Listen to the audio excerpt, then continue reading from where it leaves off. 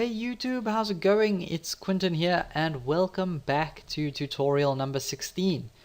And in this video we are going to continue talking about the CSS box model, and in particular I'm going to be talking about the border property of our CSS box model. So I'm actually using code from the previous tutorial over here. And if you guys obviously don't know what padding and that kind of stuff is, you need to go back, watch the previous video, and then come back and you will be up to date to watch this video. Okay, so there are three different properties that we're going to work with when putting a border on our web page.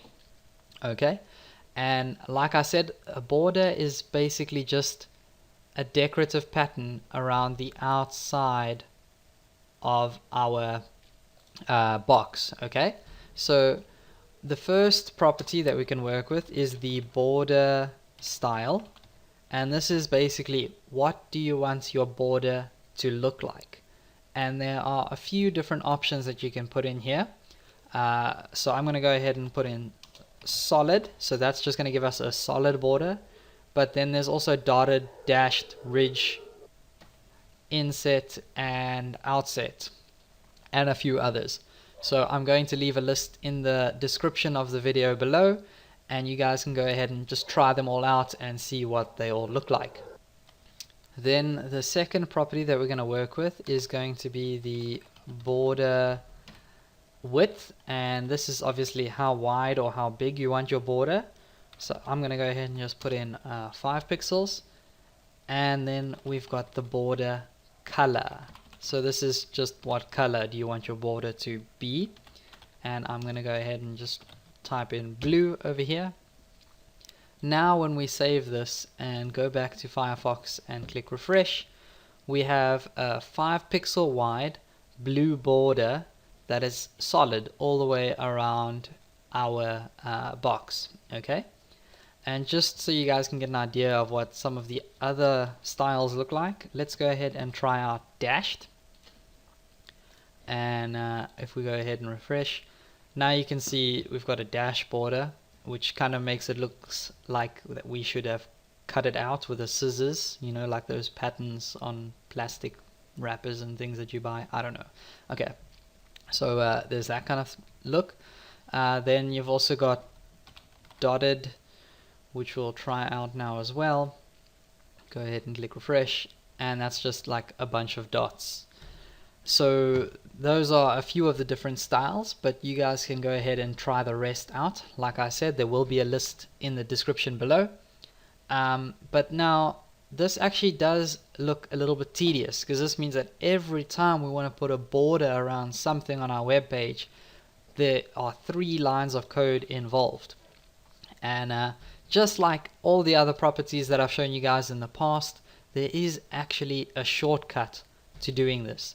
Okay, instead we just have to put in the property of border, and then we go ahead and put in the size. So we'll go put in the size of 1 pixel, and then we'll put in the pattern or the type style. So let's go ahead and say let's go try a ridge out, and then the last thing would be the color, which let's just change that to red. So I think 1 pixel is actually a little bit low, you're not really going to be able to see that, so let's go ahead and make it about 3 pixels. Okay, and now when we go back and click refresh, you can see we've actually got this 3 pixel wide border around our header now, except it's actually in the ridge style, which doesn't actually look too great in this color. You can't really see it. Maybe if I made it a little bit bigger. So let's go ahead and make that 8 pixels.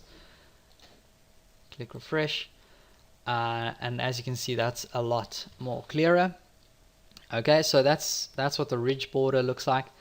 And again, there might be some times where you don't want a border all the way around this box. Okay, so sometimes you might only want a border on the top, or a border on the bottom, or a border on the top and the bottom or something, but not on the left and the right.